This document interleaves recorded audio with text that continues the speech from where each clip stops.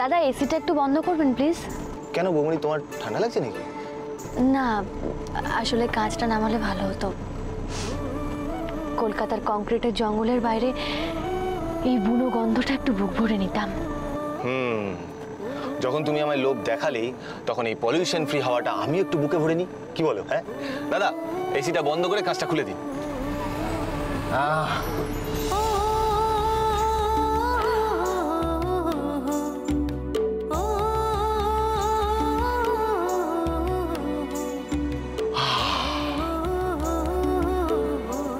বৌমনি ওই দেখো কি মেঘ করেছে, দেখো। আর একটু যদি বৃষ্টি হয় না, ওফ, মানে পুরো রোড ট্রিপটা জমে যাবে একেবারে। ট্রিপ তো আমাদের রোজ হতো আগে।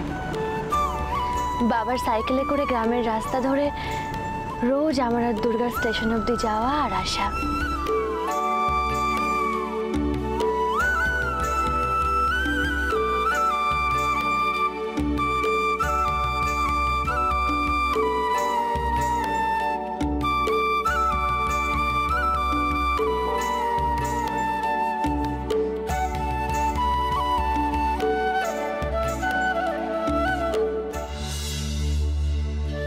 আমাদের গ্রামটা খুব ছোট্ট, জানো অনি? কত কিছু ছিল না, কিন্তু প্রাণ ছিল, যেটা এই কলকাতা শহরে এতদিন থেকেও একদিনের জন্য পাইনি। শুধু তাই নয়, এই কলকাতা শহর আমাদের অনেক কিছু নিয়েছে। আমি মানুষটাকেই বদলে দিয়েছে। কোথায় বদলেছে বৌমনি? এই তো তুমি চোখ বন্ধ করে নিঃশ্বাস নিচ্ছিলে, কই একটু তো বদলাওনি, সেই একই রকম আছো। তবে হ্যাঁ, তুমি অনেকটা গুটিয়ে গেছো, কারণ তুমি জীবনের সমস্যাগুলোকে অনেক বড় করে দেখছো, অনেক বেশি ভাবছো। সমস্যা? সমস্যা আগে ছিল না? জীবনের সাথে সমস্যাগুলো আমাদের জড়িয়ে ছিল, কিন্তু কিন্তু কখনো সেগুলো আমাদের এগিয়ে চলার পথে বাধা হয়ে দাঁড়ায়নি। কিন্তু আজ কলকাতা শহরের বুকে একটা ছোট্ট সমস্যা এতটাই বড় হয়ে দাঁড়িয়েছে, সে এগিয়ে চলার রাস্তাটাই বন্ধ করে দিয়েছে।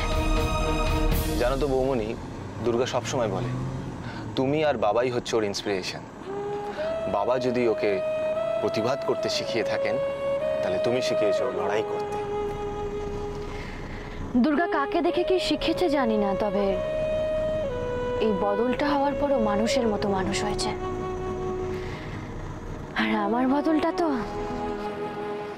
বৌমনি, দুর্গা যদি এসব কথা শুনতো তাহলে কিন্তু খুব রেগে যেত। ওর এই পরিবর্তনটা আমার খুব ভালো লাগে, জানো অনি? কি প্রচন্ড একটা ভীতু মেয়ে ছিল আমার বোন। সামান্য একটা আরশোলার টিকটিকি দেখলে এমন লাফাতো, আর আজ... আমি জানি বৌমনি, ওর পরিবর্তনটা তো আমি নিজেই দেখেছি।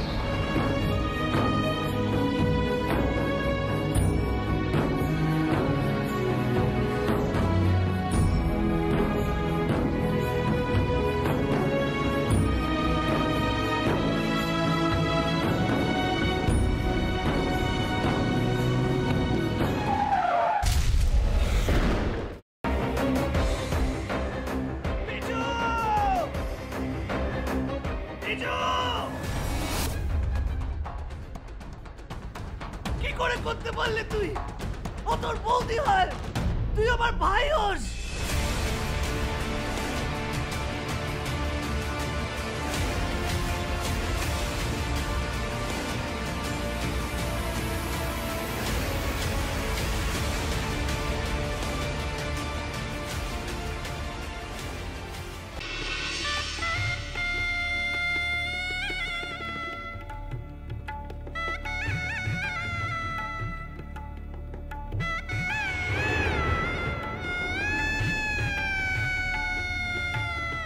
বুঝতে পারছি না আরো একটা বড় ব্লান্ডার করলাম কিনা।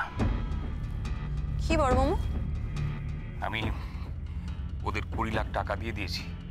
সে কি কথা? কেন? তোমার কিন্তু কথা ছিল এই কথাটা 5 কান না করার। যাই বাবা, তাড়াতাড়ি বজরংবলীর পূজাটা দিয়েছি। আমি লাড্ডু না দিলে তো বজরংবলীর ব্রেকফাস্টই খাওয়া হবে না।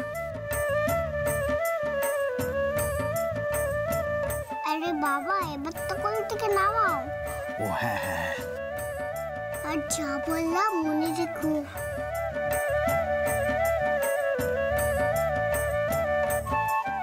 ইয়া ইয়া সাবধানে সাবধানে দেখে। আমরা চেষ্টা করছি যাতে ওকে যত তাড়াতাড়ি সম্ভব। জোর দিয়ে বলতে পারেন কি ওকে জীবিত অবস্থায় পাওয়া যাবে?